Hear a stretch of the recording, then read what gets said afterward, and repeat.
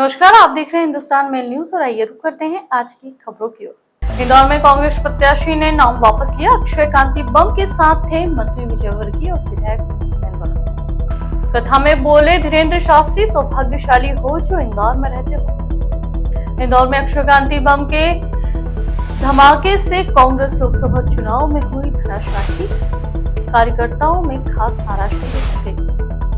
इंदौर में चोरी की बाइक के साथ पकड़ा है मोबाइल चोर। मोबाइल में मिली चैटिंग से हुआ चोरी का माल, दो दुकानदारों को बेचने का खुलासा। देपालपुर में हत्या, तनाव के बीच आरोपी का घर तोड़ा। मामूली विवाद में सिर पर लोहे की रॉड से हमला किया।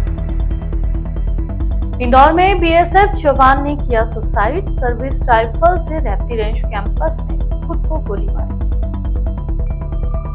इंदौर में लोकसभा चुनाव में सोमवार को कांग्रेस को बड़ा झटका लगा। कांग्रेस के प्रत्याशी अक्षय कांति बम ने मैदान छोड़ दिया है। उन्होंने मंत्री कैलाश विजयवर्गीय और भाजपा विधायक रमेश मेंदोला के साथ निर्वाचन कार्यालय जाकर नामांकन वापस ले लिया।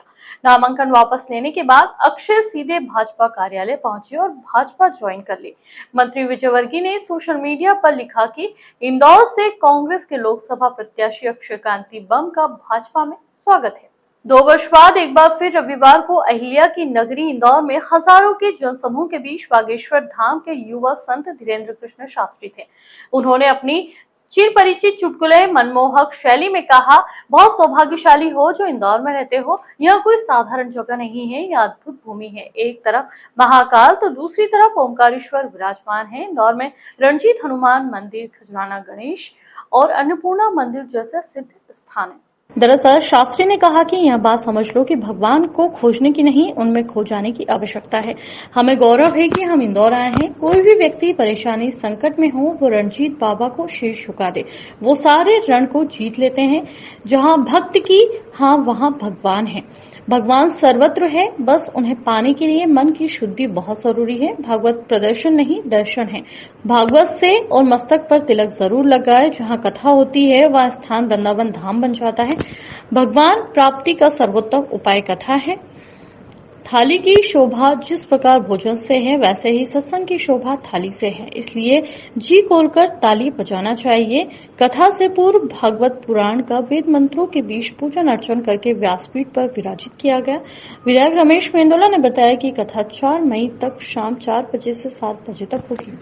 इंदौर में कांग्रेस के प्रत्याशी अक्षय कांति बम द्वारा सुबह 5 बजे कांग्रेस के कार्यकर्ताओं के साथ में जनसंपर्क करने वाले कांग्रेस प्रत्याशी द्वारा अचानक से भाजपा के वरिष्ठ नेताओं के साथ कलेक्टर कार्यालय पहुंचकर नामांकन वापस ले लिया गया, जिसके चलते कांग्रेसी कार्यकर्ताओं में खास नाराजगी देखने को मिली। साथ ही शीर्ष नेतृत्व पर भी सवालिया निशान खड़े किए हैं। दरअसल इंदौर में कांग्रेस कार्यकर्ता भाजपा प्रत्याशी शंकर लालवानी को हराने के लिए पूरी तरह से कांग्रेस प्रत्याशी अक्षय कांति बम के लिए लोकसभा चुनाव में प्रचार प्रसार में जुटे हुए थे और इसी प्रचार प्रसार के दौरान आज सुबह कांग्रेसी कार्यकर्ताओं के साथ प्रत्याशी द्वारा चेता मंडी में सुबह जनसंपर्क किया गया, लेकिन अचानक से कुछ घंटे बाद कांग्रेस प्रत्याशी द्वारा भाजपा का दामन थाम लिया गया और कलेक्टर कार्यालय में भाजपा के कैबिनेट मंत्री कैलाश विजयवर्गीय और विधायक रमेश मेंदोला सहित भाजपा कार्यकर्ताओं के साथ कार्य आवेदन वापस लेने को लेकर पहुंच गए।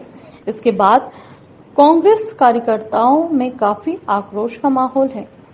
हमने जिस आदमी को इतने बड़े पद, इतना बड़ा टिकट सांसद का प्रत्याशी बनाया और वो आदमी कल रात तक विधानसभा 3 में हमारे साथ मीटिंग कर रहा था।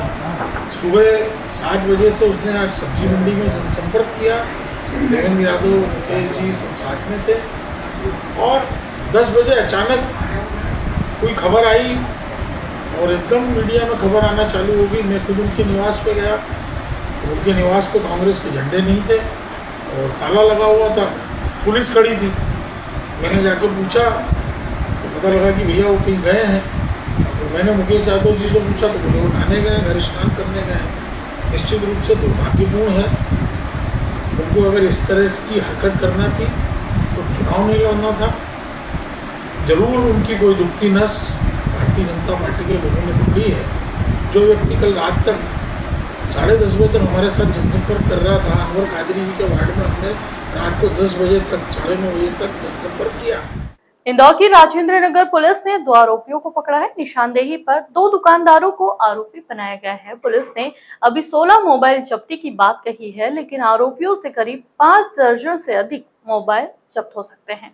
रविवार को राजेंद्र नगर पुलिस के जवान अन्नपूर्णा और चंदन नगर इलाके में भी पहुंचे थे। राजेंद्र नगर पुलिस ने चोरी की बाइक के साथ अभय सोलंकी निवासी अहिरखेड़ी और बाबू उर्फ उमेश राठौर को पकड़ा था। आरोपियों को थाने लाया गया। जब उनके मोबाइल जब्त किए तो उनमें चोरी और लूट के मोबाइल के बारे में जानकारी मिली। इससे पता चला कि बाबूपुर में रावजी बाजार इलाके में पकड़ाए 642 मोबाइल चोरी के आरोपी कृष्णा का भाई है। सिपाही मुलायम और रामवीर गुर्जर ने इसके बाद सख्ती से पूछताछ की तो आरोपियों से करीब 16 मोबाइल मिले जो उन्होंने छिपाकर रखे थे। बाबू ने बताया कि वह चोरी और लूट के मोबाइल नारायण चौहान और भरत असरानी को बेचता था। भरत का जेल रोड पर मोबाइल खरीदने बेचने का बड़ा काम है। आरोपियों के पकड़े जाने की जानकारी भरत तक पहुंची तो वह फरार हो गया। भरत को 2016 में भी क्राइम ब्रांच ने पकड़ा था। इसके बाद 2019 में साउथ में पकड़ा है कंटेनर जिसमें 18 करोड़ रुपए का माल था, उसमें भी भरत को पुलिस ने आरोपी बनाया था। कई महीने फरार रहने के बाद भरत को गिरफ्तार किया गया था। कुछ समय बाद भरत को जमानत मिल गई। इसके बाद फिर उसने इस काम में लग गया। तो उसको लेके राजेंद्र नगर टीआई ने अपनी एक बहुत अच्छी टीम उसमें लगाई और जहां एक व्यक्ति से गहन पूछताछ की जा रही थी। तो पूछताछ में सामने आया था कि इस पे कई पुराने रिकॉर्ड्स भी हैं जिनके आधार पर था कि हाँ ये इस प्रकार की वारदातें करता है। उसमें लूट के मोबाइल भी है, चोरी के मोबाइल भी कुछ पूर्व के थे। उसी को पूछते करते तब उसने बताया कि आज एक हमारे पास एक बड़ा लॉट मोबाइल का आ रहा है। ऐसे करके उसने बताया कि नर्मदा चौराहे से गोपुर चौराहे के बीच में वो डिलीवरी होगी। तभी हमने वहां पर पहुंच के उसकी एक टीम जो अन्य मेंबर था जिसको अभय सोलंकी, इसको हमने पकड़ा है, जिसके पास से पूछताछ करते उसने बताया कि ये मोबाइल वो गुना से चोरी करके और लूट के भी संभवतः हो सकता है वो लूट के भी हों। तो वहां से गुना से कोतवाली गुना क्षेत्र के कुछ मोबाइल्स करीब 30 मोबाइल वहां के बता रहा है कि वहां से लेके आया था और यहाँ उसको बेचना चाह रहा था। इंदौर के नजदीक युवक के सिर पर रॉड मारकर हत्या कर दी गई। मृतक के साथी पर भी हमला किया गया।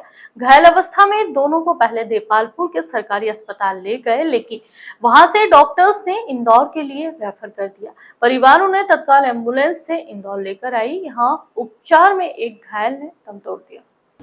घटना अहिरखेड़ी में गौतम मधुसूदन सोलंकी के साथ हुई। रविवार शाम को वह मिर्जापुर यशवंत सागर के पास कामरान अकरम की दुकान पर दोस्त बंटी के साथ गया था। यहां इनका किसी बात को लेकर झगड़ा हुआ तो कामरान ने गौतम के सिर पर लोहे की राड मार दी। इसके साथ आए दोस्त बंटी पर भी हमला किया। गौतम गंभीर रूप से घायल हुआ। उसके घर वालों को खबर लगी तो वो मौके पर पहुंचे। तब तक कामरान दुकान बंद कर भाग गया। दोनों घायलों को पहले वहीं के सरकारी अस्पताल और फिर इंदौर के अरविंदो अस्पताल ले गए। अस्पताल में गौतम की मौत हो गई। गौतम मधु टेंट हाउस का मालिक था। उसकी मौत की खबर से समाज के लोगों में गुस्सा है। सोलंकी का परिवार हिंदू संगठन से जुड़ा हुआ है। एसपी सुनील मेहता ने देपालपुर टीआई रणजीत सिंह बघेल के नेतृत्व में टीमें लगाई थी।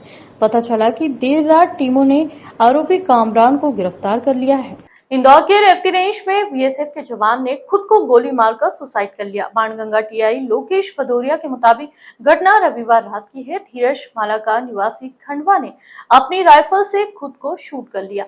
धीरज ने अपने सिर पर राइफल की नली पर ट्रिगर दबा दिया। इस हादसे में उसकी मौके पर ही मौत हो गई।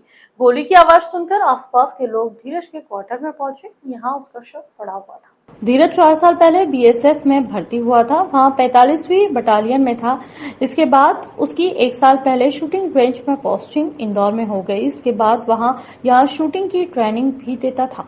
दोस्तों के मुताबिक शाम को सबसे धीरज ने नॉर्मल बात की। बीएसएफ के जवान की मौत के कर्ज से दबे होने की बात सामने आई है। उसने पारिवारिक कारणों के चलते कर्ज लिया था जिसे वह चुका नहीं पा रहा था। टीआई भदौरिया के मुताबिक अभी परिवार के लोगों से बात नहीं हो पाई है ताकि यह पता चल सके कि धीरज पर कितना कर्ज था। उसकी राइफल रात में ही पुलिस ने जब्त कर ली। पोस्टमार्टम के बाद धीरज का शव परिजनों को सौंप दिया गया।